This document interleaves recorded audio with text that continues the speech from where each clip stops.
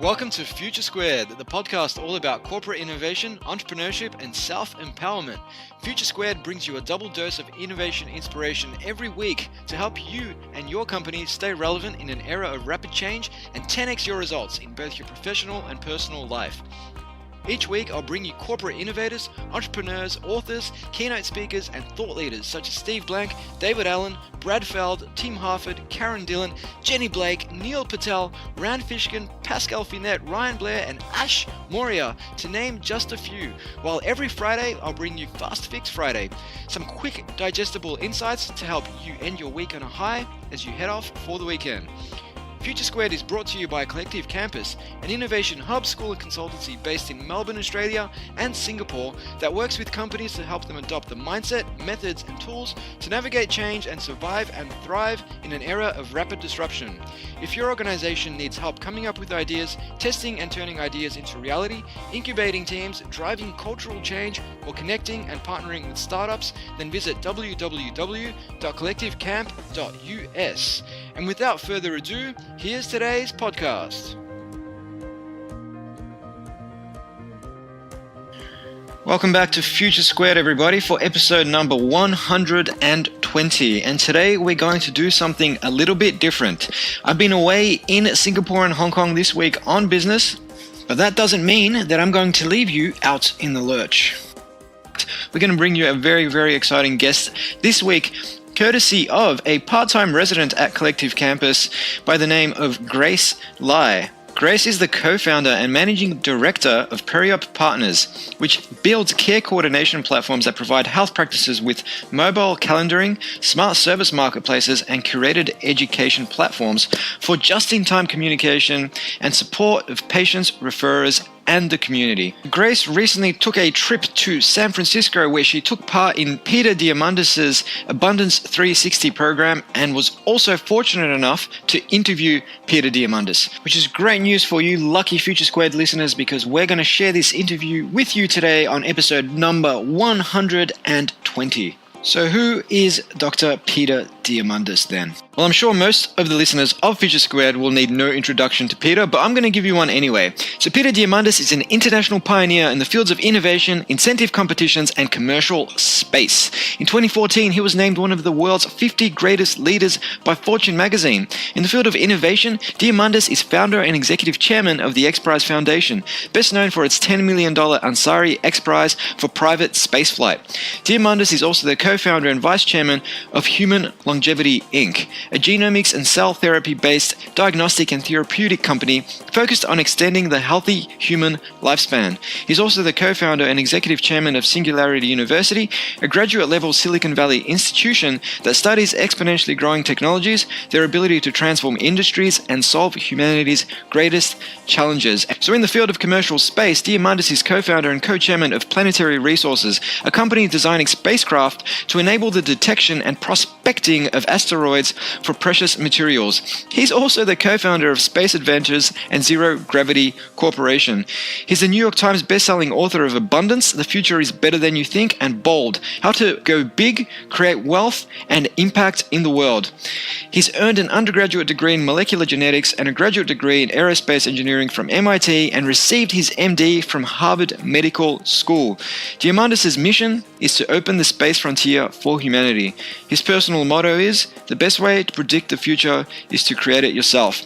And as somebody who has quoted Dr. Peter Diamandis countless times on this podcast, I'm super excited to bring you this interview with Peter Diamandis. So here we go. Take it away, Grace. I bring you the one, the only Dr. Peter Diamandis. So let's start with, what are the problems we're trying to solve in medicine that you're really excited about? So there's a number of problems. I mean, if you stop and you think about the notion of what is the end goal of medicine, what's the end goal for all of us? It is to live a long and healthy life. And then it's everything that goes along with that. It's interesting that I remember when I was in medical school, I was watching a TV show about sea animals, and it noted that some of these whales and sharks and turtles live multi-hundred-year lifespans. And I remember thinking to myself, if they can, why can't we? And I said, this is a hardware and software problem. And it's something which I think ultimately is a solvable problem if we look at age as a disease and how do we cure aging. And so that's the big long-term idea. That's the idea that gets me excited. It's as you know, we discuss in Abundance 360 and Abundance 360 Digital and Exponential Advantage, this idea of having a moonshot. And my near-term moonshot is how do we add 30 to 40 healthy years onto a person's life? So we make 100 years old and use 60. My longer-term moonshot is how do we really make life indefinite, what my dear friend Ray Kurzweil calls reaching longevity escape velocity, which means that for every year that you're alive, the technology exists to add another year onto your life so that you're perpetually, your horizon continues in front of you. So, the question becomes, what are the elements involved in all of that? That's one set of healthcare areas I'm interested in, and my tools that I use to attack that are pretty much, Grace, focused on genomics and stem cell sciences, or cellular therapeutics, so to speak. Mm-hmm. The second area is how do we reduce the cost of healthcare itself, which I would divide into diagnostics and therapeutics and intervention. And here, I think we've got a huge amount of potential. I think the existing systems around the world are fundamentally broken. My belief is that artificial intelligence and sensors and robotics eventually will make it such that each of us is having our bodies monitored 24/7 for a set of parameters that are most indicative. It's heart rate, blood pressure, oxygenation, vitamin levels, glucose levels, whatever it might be. And that information is being uploaded to the cloud, and an AI, your AI, effectively is monitoring your health status minute to minute. And from your genomic data, you know what drugs do work for you, what drugs don't specifically work for you. You know what foods are good for you to eat, what foods are not good for you to eat. I mean, each of us is running a 3.2 billion letter genetic code that makes you, and me, and each of us have different elements that are ideal for our physiology, and that is knowable in the long term. So I think about this. I think about the notion that I fly a couple of airplanes and I have a couple of Tesla cars, and both of all those vehicles have hundreds of sensors and hundreds of microprocessors monitoring data all the time. And if anything is even the slightest bit out of parameter, I know about it. And in some cases, a larger system knows about it. I remember getting a call from Tesla saying, there's a small backup battery in your car that's running low and want to come out and change it. And I was like, that was cool. I knew nothing about it, but, sort of Big Brother is watching out for me. GE has jet engines that are vital to an airplane's, safety, especially when you are flying transatlantic with what's called ETOPS capability. And those GE jet engines are transmitting a terabyte of data on a typical flight. And so it's transmitting all the temperatures, all the vibrations to a GE headquarters that is looking and saying, okay, look, this parameter is a little bit off. Let's follow that, and let's have a crew when the airplane lands to fix it before the airplane takes off again. But that's not the way medicine's today. Today, medicine is retrospective. It's reactive. It is by no means personalized. And when you end up in the hospital with a problem, you may have had that problem for weeks or months or years and didn't know about it. So the question is, how do we flip the model and be monitoring you constantly such that in advance of any damage, or in advance of even the damage beginning, you have notice and you're protecting yourself against that. So medicine becomes preventative and predictive and fully personalized based upon your genome, based upon your day-to-day activities. So that's a quick overview. So that brings up, I guess, three key questions, which is one, the capacity to synthesize, not just as medicos ourselves, but, our mental ability to bring all that system data together to say, predictively, this is where you're going wrong. That seems to be quite a challenge, and yet that seems also to be being replaced by AI. Mm-hmm. Radiologists, for example, pathologists, they're concerned about what the future will look like for their jobs. What are your thoughts? I think that we are unable to process even a fraction of the data we get, right? There's some 8,000 journal articles, I think, written per day. At best, a physician might consume a dozen or so. I've got to check that number. Regardless, it doesn't matter. The point is, an artificial intelligence can consume every journal article, can be looking at the latest data of research and be able to bring forward to either the physician or to the patient the most important information that exists on the planet right then and there. I know at HLI's health nucleus, we generate 150 gigabytes of data about an individual during a visit, which is an insane amount of information. How can anyone possibly do that? Even if they upload their capacity to process into the computer, we integrate biological and artificial intelligence. So. Yeah, absolutely. So then the second question is, does this change the nature of healthcare delivery? We're talking about drones currently going into the field, so we're changing the geographic distribution of healthcare. Does it change the way that we have hospitals, bringing that technology into the home? So I think that it is going to change the geographic nature of healthcare. I think healthcare becomes something that is always happening. I think healthcare is continuous. I think healthcare is, it's just a constant, I imagine in the not too distant future, again, we are being monitored by a set of sensors and networks and AIs that are measuring our critical parameters 24 hours a day, 7 days a week.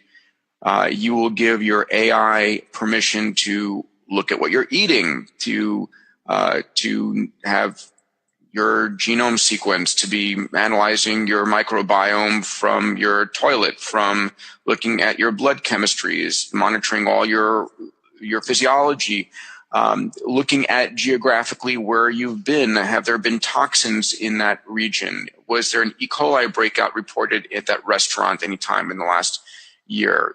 All kinds of crazy information that's fully integrated, the weather, the temperature, and all that information is creating a integrated, vibrant data map that is able to pull information in a fashion that is impossible in the episodic, really data-less world that we live in today. But this future I speak about isn't, more than 5 years from now. It's happening right now. There's a whole host of companies involved in this out of Apple and Google and Samsung and Facebook and some of my companies as well. And there's, it's a I think healthcare is $6 to $10 trillion industry. And the old healthcare system is going to just collapse, be gone. The cost of diagnostics will very quickly head towards zero. And then the question is, what are we doing from a therapeutic standpoint? Then we'll get to a question of what do doctors do, but that's a different question. On a therapeutic standpoint, I think we're going to start to see robots entering the surgical field a lot more. We have Da Vinci right now. But beyond that, we're going to start to see robots that are share a common AI database. So what do I mean by that? Imagine building a surgical robot, a robot that's got the dexterity, the sensors, the imaging systems far better than humans. And that exists today, right? There are robot surgical systems that have that right now. Many of them today are being driven by humans, but they can be easily driven by AIs. Now, imagine that an AI sees does a surgery and sees a arterial venous malformation that's never been seen before, and it uploads that imagery and how it tackles it. Maybe it brings a human in to help in an imaginative form the first time.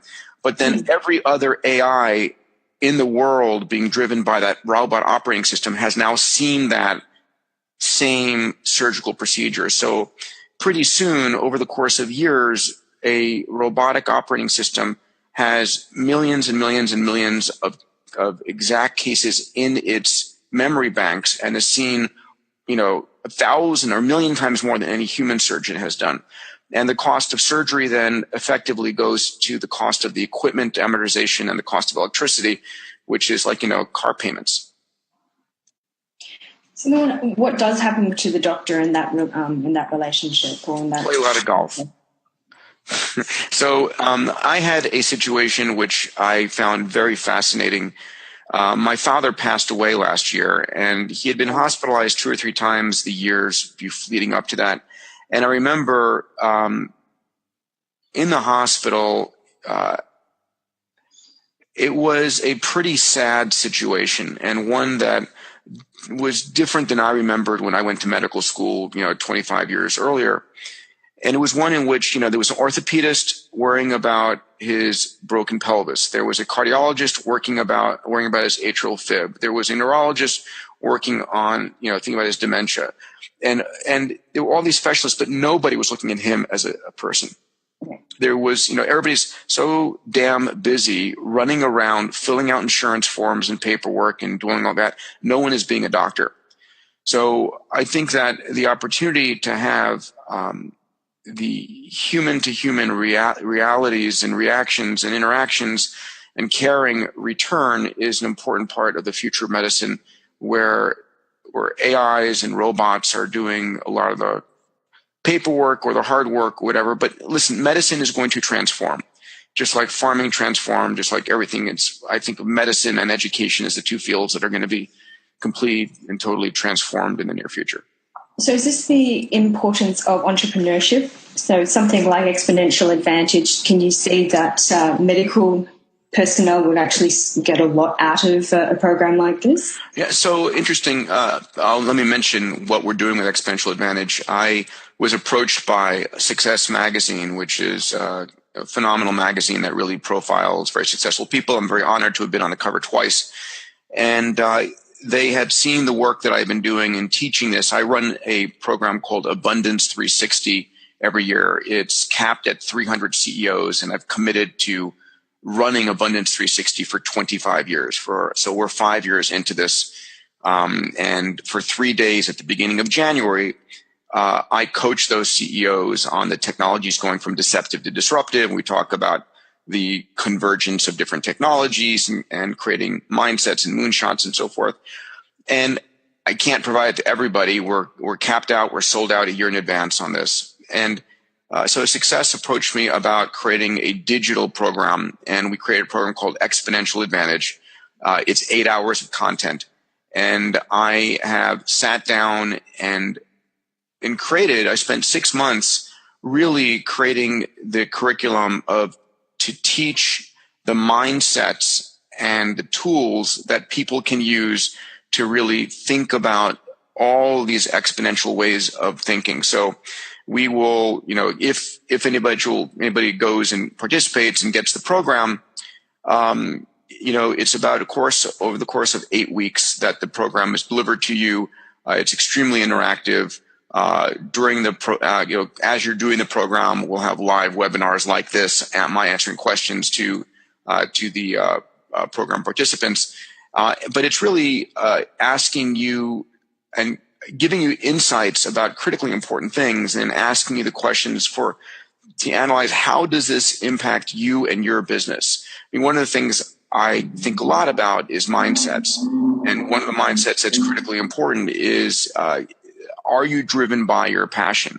And I talk about this notion of an MTP, a massively transformative purpose. Like, what is your purpose on this planet? What are you going to drive and do more than anything else in the world? And unfortunately, I don't care how smart and successful people are. A lot of people, and typically in any group, half the people really don't have their MTP, don't know what their mission or purpose in life is.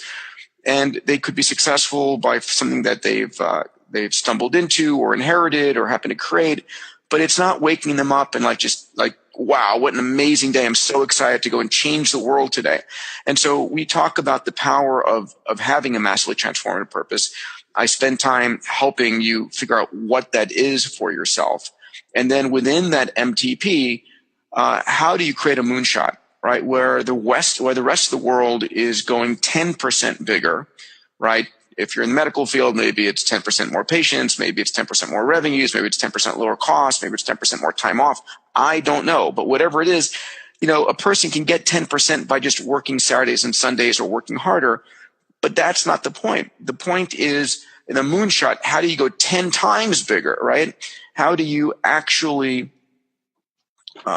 figure out how to reinvent your field?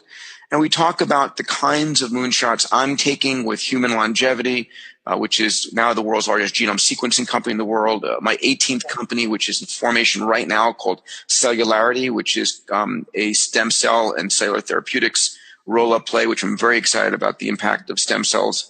I'll talk about I'm very honored to have friends and colleagues like Elon Musk and Larry Page and Jeff Bezos and Richard Branson, and look at their moonshots and what they're doing and how did they do it. And by analogy, you really give people an understanding of what a moonshot is, what are the steps you take to get there within the context of your MTP. So that's just one of the 8 modules. We talk about crowdsourcing, how to use the crowd to fund your ideas, like with Indiegogo and Kickstarter, how to use the crowd to shape your ideas, how to use the crowd to give you data, how to use the crowd in a whole range of areas. And we'll spend a module or two talking about all the exponential technologies, doing a deep dive into artificial intelligence, not trying to teach anybody to be a programmer, but what does AI really mean? Where is it today and where is it going? And, how do you skate to where the puck's going to be in AI or 3D printing or synthetic biology? All these fields are changing the practice of medicine, healthcare, everything.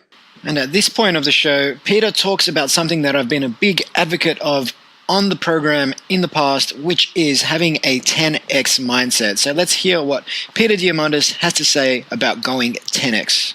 If you're, 10%, like I said, is a little bit different. To go 10 times, which is 100-fold better than 10%, you have to throw away everything you have. You have to kill what you've been doing and really start again with a clean sheet of paper. And there's incredible freedom in doing that, right? I use Tesla as a great example. As you know, there's no way that Ford or, pick your favorite car company was going to build the Tesla the way Elon did, because he had the benefit of no legacy, of no existing workforce or assets. He could start with a clean sheet of paper and invent what was going to be created. And it's an amazing vehicle as a result of that. And we see that with Amazon. We see that with Netflix. We see that with all kinds, Uber, incredible companies. With the benefit of abundant mindsets, when and how can we expect to solve the world's largest problems like poverty and hunger? Yeah, so really important. Thank you for your question. And I think about food a lot, not just because I'm hungry, but I think of food and, the basic needs of humans around the world, which are water, energy, food, shelter, healthcare, education, information, all these things. Okay. And my first book, which is called Abundance, The Future is Better Than You Think, talks about the areas of food production.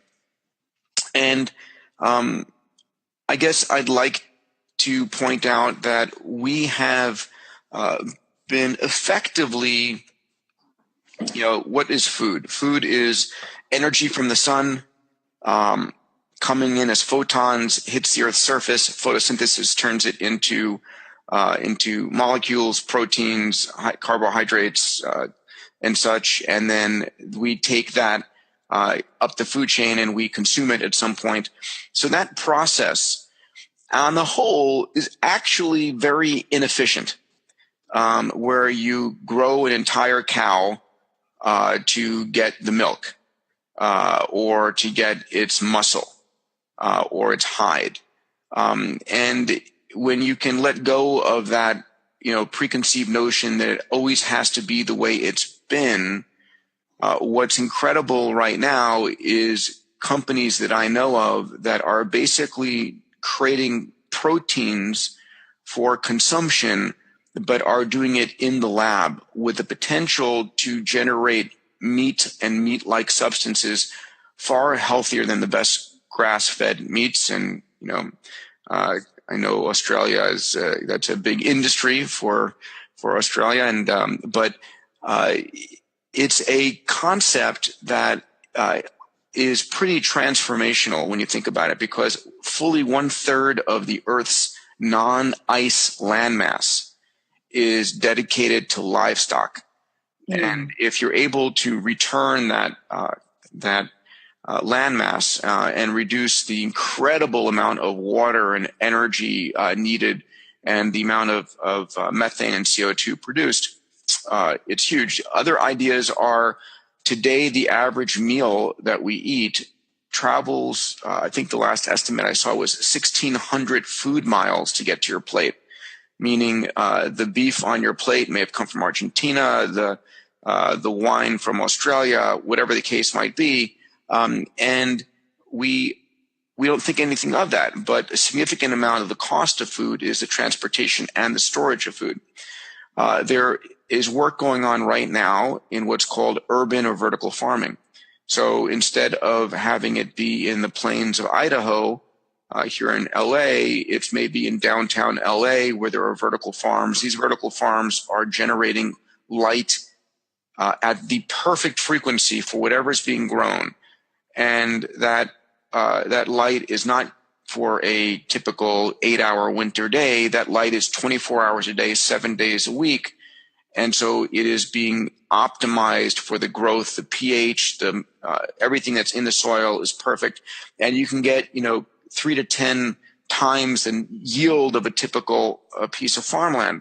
So, and then not have to, have the meal transported 1,600 miles or transported, a half a mile. So there's different ways to reinvent food and food production and food transportation and storage and so forth.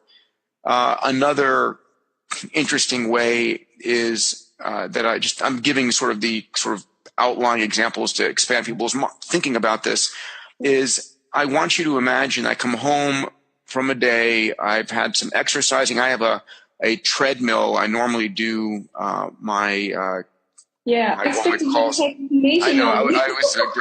Greg said it up here. otherwise, I should have said for me to take this on my treadmill so I could log an extra couple of miles today. But the notion is, when I go home, I'm hungry. I eat whatever's there. Imagine if instead my blood chemistries are being measured, my protein levels, vitamin D levels, glucose levels, all of that's being measured, and a 3D printed protein bar with exactly what my body needs in that moment is actually produced for me. Right? So it is like perfect delivery of what is required versus me just saying I'm thirsty or I'm hungry, which is a very, low parameter for fidelity. It strikes me that the biggest ungeneratable, resource is time saved. Because can you imagine if we could save all that time that is usually yielding water collection and food resourcing and transportation? You can recoup that and refocus people onto other problems that also matter. Well, and that's exactly right. I mean, that's what technology effectively does. It saves time. Each of us, I don't care who you are, where you were born, we're all born with the same 24 hours a day, 7 days in a week. And when you want to save time, it gets expensive at different levels, right? Mm-hmm. So I'm very lucky and very happy. I have a small jet aircraft that I fly around the western side of the United States, and that saves me an hour at LAX. So that's an hour saved. I pay dearly for that hour saved, but Google all saves us time.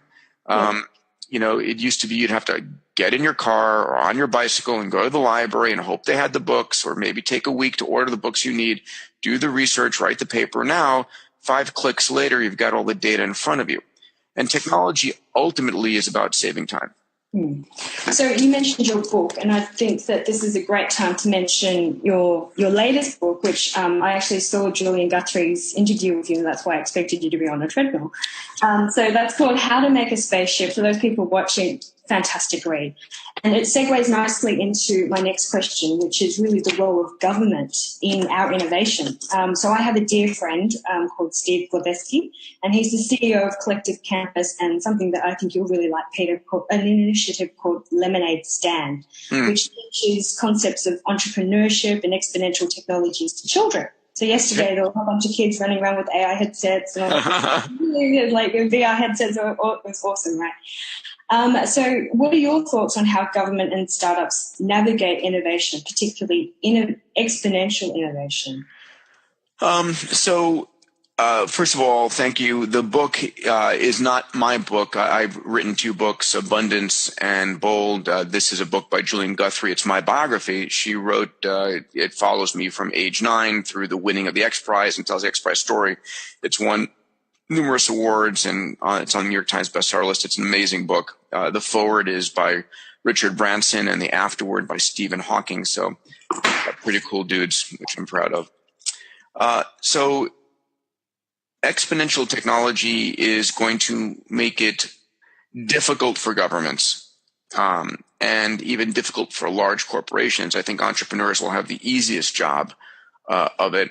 So the challenge is that most governments are in the business of trying to keep the world stable, meaning most of us like to know that when we wake up in the morning, the world is the same way it was the day before, that nothing has radically changed. We like stability.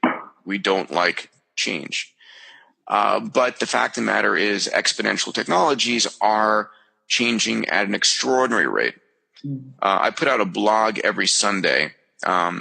And if anybody's interested, if you go to just my website, which is diamandis.com, diamandis.com, you can sign up for the blog. And I spend a lot of time every week writing that blog.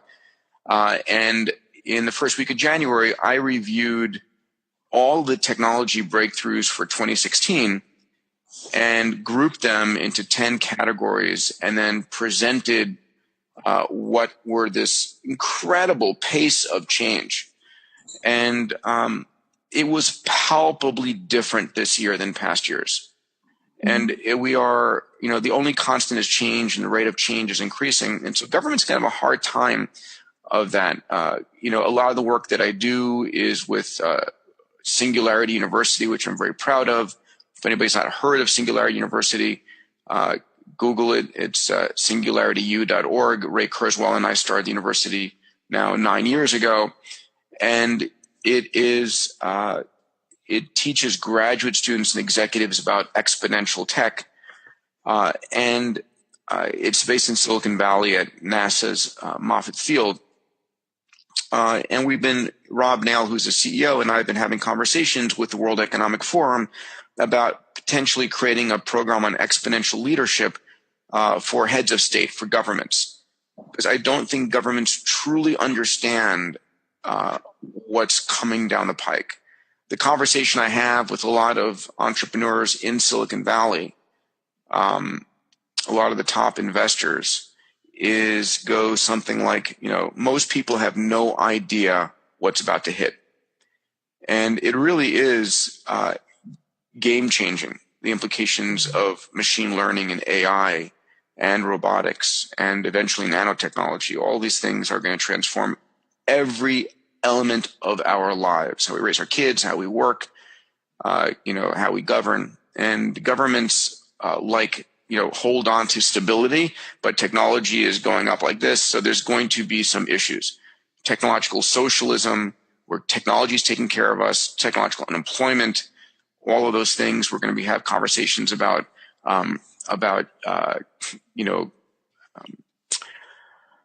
UBI, which is effectively the government giving everybody a monthly check so they could be living. And so a lot of change coming. Entrepreneurs can thrive on this, and that's what I teach in Exponential Advantage, which is, as an entrepreneur, you're not attached to all these assets or the past, whatever. And we live in a world where, as an entrepreneur, what do you need access to fulfill? I mean, if you've got an idea, if you've got your own moonshot, if you have your own passion, that's really what you need. There's plenty of capital out there. There was some $15 billion in crowdfunding in 2015. More expertise, more computational power. I mean, whatever you need, it's there.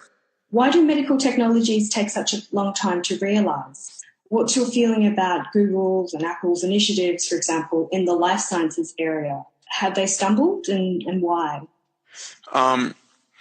So I don't think I don't think these large giants have stumbled. I think the reality is that they continue to work. You may well know Calico is a multi-billion-dollar investment under Alphabet's umbrella. And let's remember that there is, in all startups, there's a 90% mortality rate and a 10%. But all we need is one company to succeed, one company to experiment and do it right. We don't need every company to succeed. There is, more opportunity. I believe that this next 10 years, this next decade, is effectively going to be the equivalent of the 1990s for the internet. The next decade is going to be that massive, capital growth and investment opportunity and company formation in the biotech space. I think liquid biopsies and such are going to be extraordinary, especially the many companies that are entering this arena. There will be failures, but all it takes is for one to show what is possible. Now, on the regulatory front, one of the advantages that we have is, while everybody does look to the FDA, the Federal Food and Drug Administration of the United States, is very slow, and they unfortunately have a scarcity mindset in the following. The FDA measures if you release a drug and someone dies, there's a congressional investigation, and the person who approved that drug is in trouble, and the company that approved that offered that drug is in trouble, and it's a witch hunt that follows. What isn't measured are all the lives lost by inaction when drugs are not tested. So I know part of the work I'm doing is, how do we change that mindset? How do we change that methodology that is much more allowing for an informed patient to take the risks? We also have the fact that there are many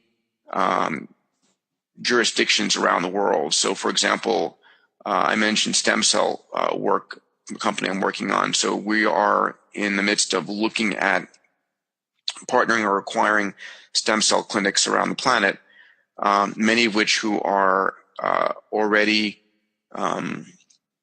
approved by their national government.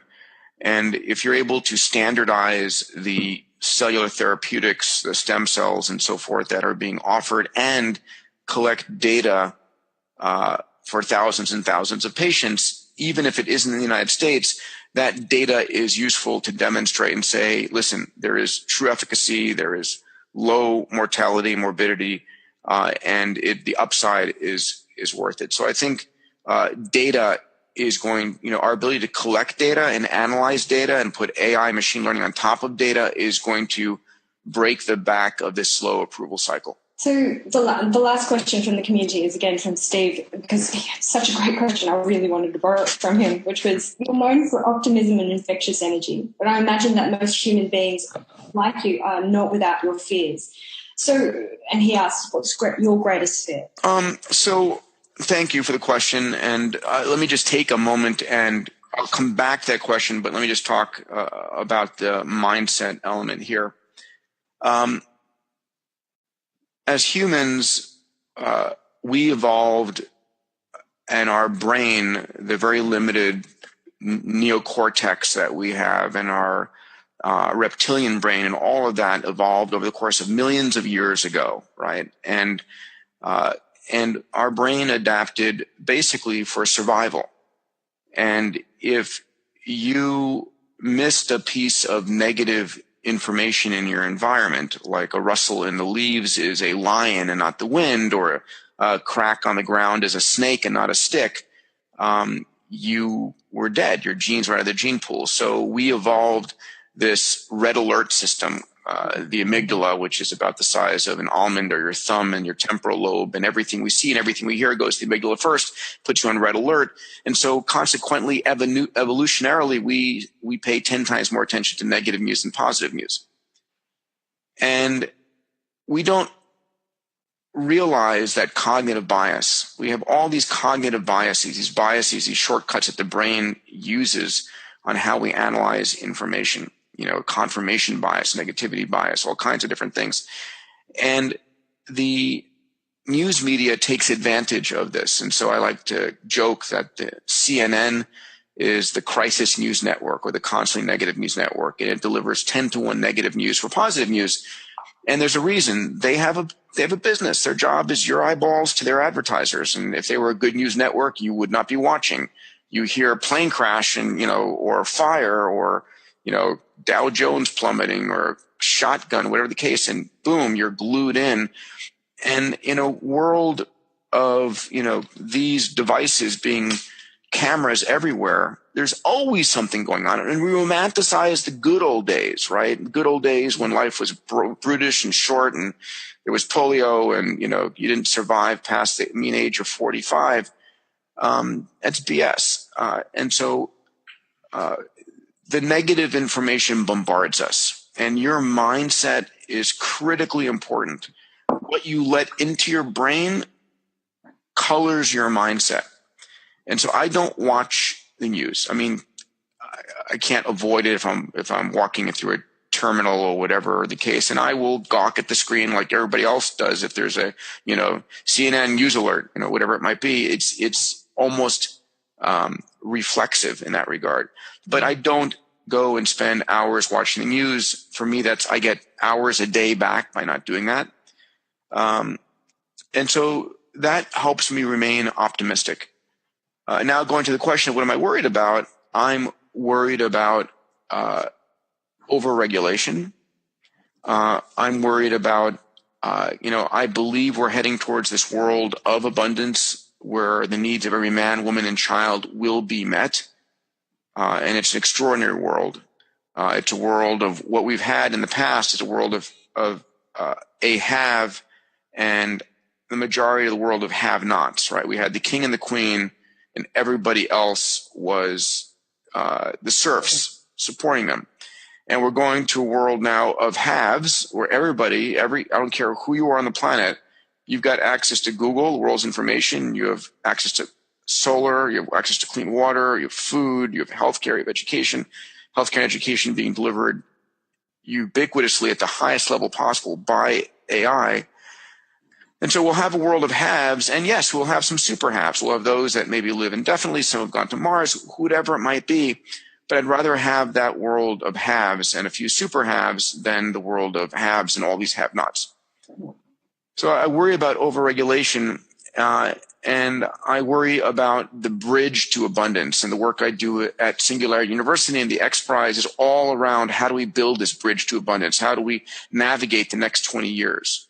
Abundance 360 is part of that. Exponential Advantage is part of that, and so forth. So thank you so much for your time. Thank you for sharing your journey and the ability to basically help us all find our MTPs. Well, thanks, Grace, for that awesome interview with Dr. Peter Diamandis. I'm sure the listeners of Future Squared got a lot of value out of that one.